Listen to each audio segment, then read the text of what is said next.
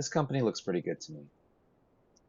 Welcome to Anchorpoint Trading Adventures. I'm going to dig a little deeper into core bus pharmaceuticals. I'm not going to go into fundamentals because it is a biotech. This is on a daily chart. You can see it's tightening beautifully. Although I would like to see it a little bit tighter. What I want to know is how's the volume doing? This just does not seem like enough time for this base to form, but if it does form, we are looking at a potential power play.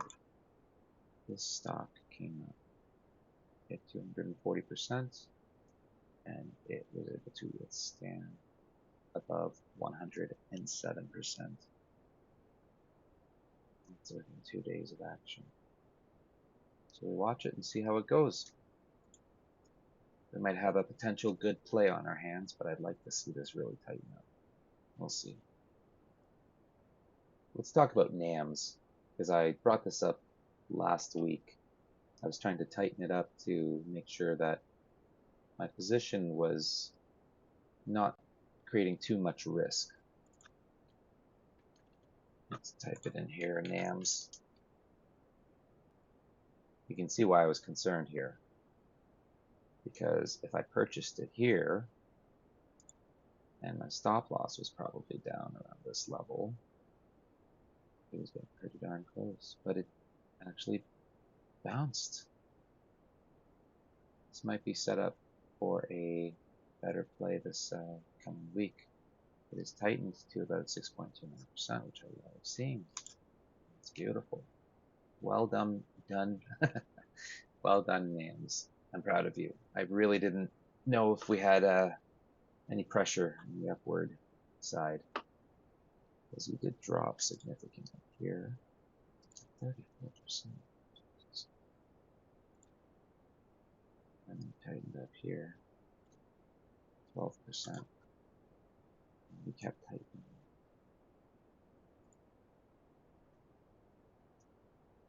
And you initially showed some really good strength, so I guess I can't be too excited about the pullback. And you are coming out of an IPO. Okay. All right. I'll give you the benefit of the doubt for now.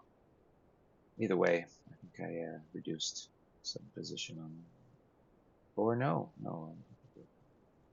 So let's confirm, shall we? Okay, it looks like I did sell off half of NAMs right on February the 15th. So this past Thursday. And I sold off right at closing, right at 359.49, about 11 seconds before the close. Huh, about that, eh? Yeah, I must have tightened it up. Yeah, okay, so an insignificant position size, but I'm hanging on to something in case it does pop. That's okay. Last week was a little chaotic. I was getting a little concerned, so I was starting to pull back positions, reduce my risk, reduce my total exposure. Anyway, if you're wondering what I sold it at, it was sold at a price of $19.79. $19.79. So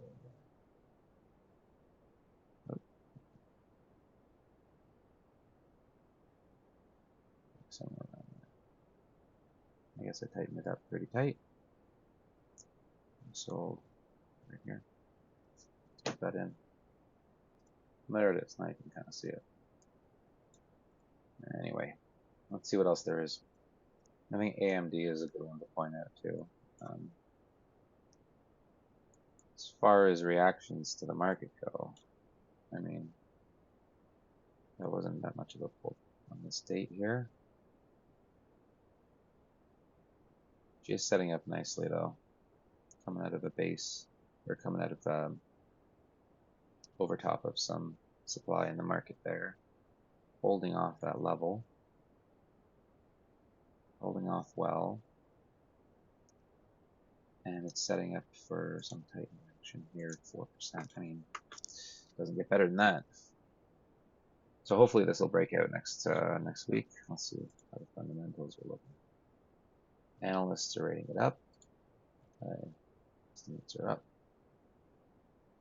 Didn't do great this year. How was revenue? Didn't do great this year, but it's less than last year. I don't like that.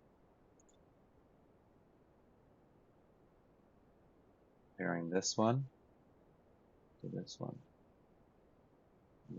Yeah, 20. No, this is 2020. Oh, 2023. Quarter four.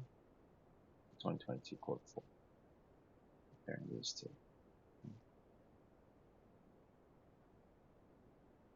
We're up on that.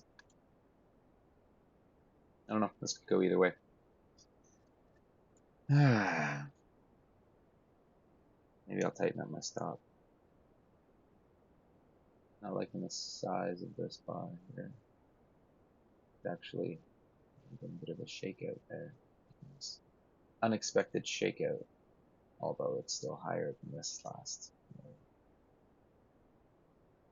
Decisions. A stock trader will always be between three decisions. Do I buy? Do I sell? Or do I hold? And sometimes you sell and you should have held. And sometimes you hold and you should have sold. The only way to avoid that feeling of regret versus indecisiveness, I guess, is when you feel exposed, when you start not being able to sleep at night, that's a good sign of too much exposure, then that would be when it's time to pull back on some positions. And the amount that you do is always 50% of whatever you're thinking about pulling back. So 50% is right in the middle, right between regret and FOMO, basically. Fear of missing out. I don't know. Some of these you just gotta let them fluctuate in the price action and just let them go up when they're ready to. On a weekly, we're looking at a base of 1, 2, 3, 4 weeks. That's okay. That's not bad.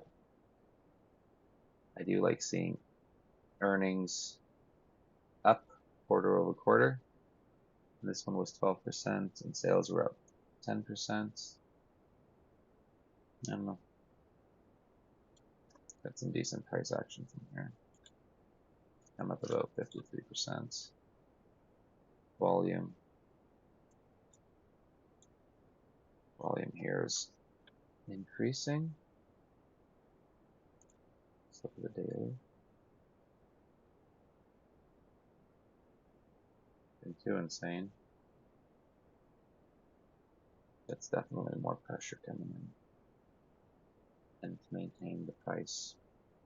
So lots of buyers. I don't like seeing negative earnings estimates. But if the price action is holding off, then I'm fine. I might tighten up this position here. Especially since next week there's an FOMC, not a meeting. What do you call it? The minutes. So I don't know. Market's been a little bit choppy. Look at the VIX. We had an increase in the volatility index just last week. Pretty high. It broke through that 17 price that I like to put as a reference. Yeah. Okay. Let's see where this goes. Okay, I think I'm done recording. I'm going to screen the rest of the market, show you what I have to go through. Where's my screener? So I'll be doing IBD data table. RS over 97. This is usually where we find the power plays. There's one I was looking at. ALAR. We looked at this one, ALAR, and we decided, nope, me and a buddy. Even though last quarter's earnings were 143. What's funny is I'm holding this right now. Very small, insignificant position. I think I knew it was high risk going into it.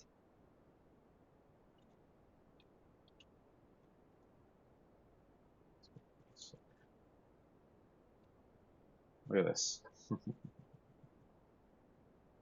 This was up $2,621. All the way down to $12.57. That means this has dropped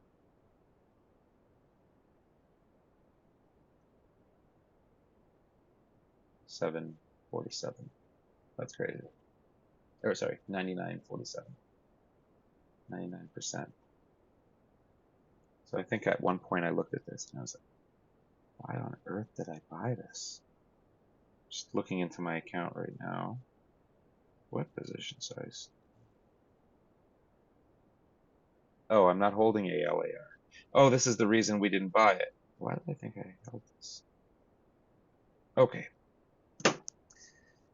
It's late. It's past midnight. It's time to freaking call it a night.